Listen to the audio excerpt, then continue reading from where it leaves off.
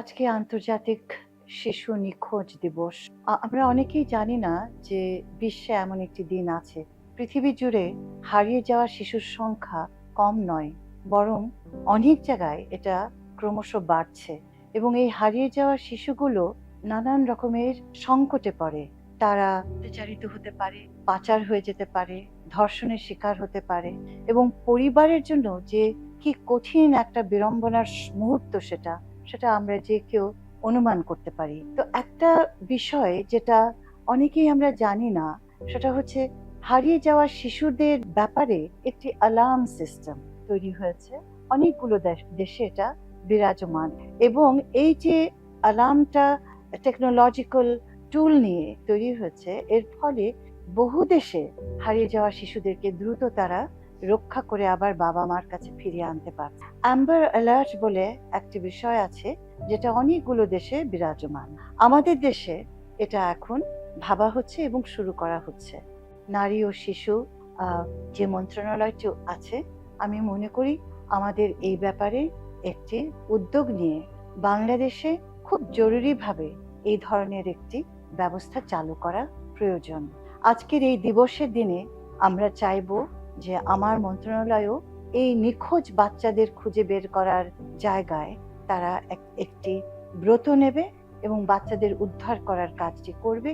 এবং এই সিস্টেমটাকে নিখোঁজ শিশুদের উদ্ধার করার কাজে আমরা এই অ্যাম্বার অ্যালার্টের মতো একটি ব্যবস্থা চালু করব।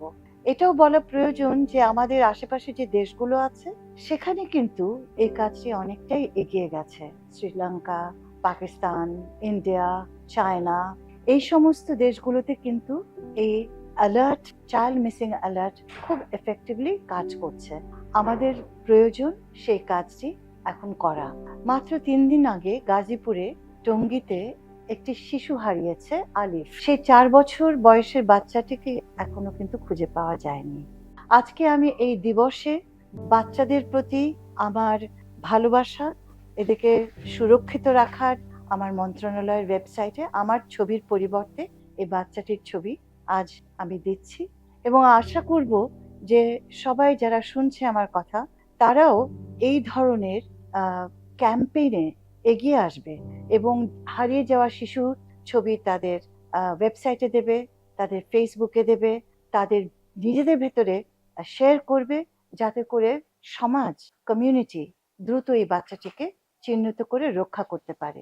বাচ্চাদেরকে সুরক্ষায় রাখা শুধু একটি সরকারের দায়িত্ব বা একটি পরিবারের দায়িত্ব নয়, এটা পুরো সমাজের দায়িত্ব।